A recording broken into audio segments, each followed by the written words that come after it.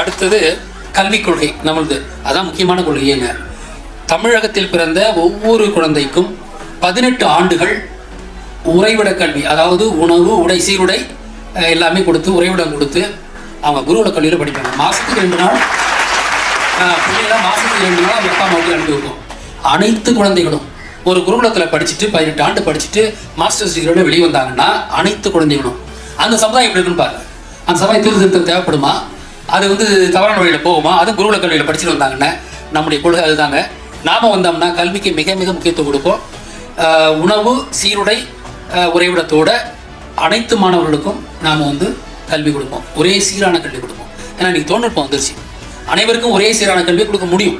ஏன்னா முன்ன இது இட்ஸ் நாட் டீச்சர் டிபெண்ட். நீங்கள் இது தயாரிச்சிருங்க, ஆடியோ விஷயம் நீங்கள் கொடுத்துருங்க.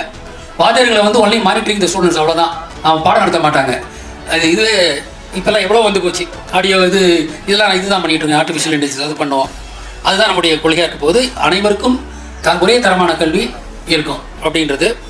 இருமொழி கல்வி நமக்கு தமிழும் ஆங்கிலமும் 2 இருக்கணும், ஆங்கிலமும் இருக்கணும். ஏன்னா உலகத்தை ஒருமைப்படுத்த ஒரு மொழி வேணுமா இல்லைங்களா? ஆளாளுக்கு ஒரு மொழி பேசிக்கிட்டு இருந்தால் எப்படி நம்ம உலகத்தை ஒருமைப்படுத்துறதுக்கு? அப்போ ஒரு மொழி தேவை. அந்த மொழியை நீங்கள் புதுசாக உருவாக்க வேணாம். அவன் கெட்டதுக்கு பண்ணானோ என்னவோ ஒரு உலகமெல்லாம் காரணி ஆதிக்கம் கொண்டு கிட்டத்தட்ட ஒரு 75% உலகத்துடைய மக்கள் ஆங்கிலம் ஓரளவுக்கு புரிஞ்சவராக இருக்காங்க. அப்போ நாம் உலகத்தோடு இப்போ நெட்லலாம் எதுங்க வருது? ஆங்கிலம் தானே வருது. நிறைய செய்திகள் நம்ம ஆங்கிலத்தில் தானே கிடைக்குது. நம்ம அப்போ ஆங்கிலம் நம்முடைய இன்னொரு மொழியாக நம்ம ஏற்றுக்கணும். அப்படி இருமொழி கொள்கை இருக்குது. அப்புறம் பாடப்புத்தகத்தில் முருகன் கண்ட விஞ்ஞானம் மட்டும் இல்லை, கடவுள் கண்ட விஞ்ஞானங்கள் இணைக்கப்பட வேண்டும். இப்போ சொல்லிக் கொடுக்குற மாதிரி இல்லாமல் வச்சுங்களா. எனக்கு குவாண்டம் தியரின்றது அந்த சொல் என்ன ரொம்ப அப்படியே மண்டையை பிறந்துக்கிட்டு இருந்ததுங்க.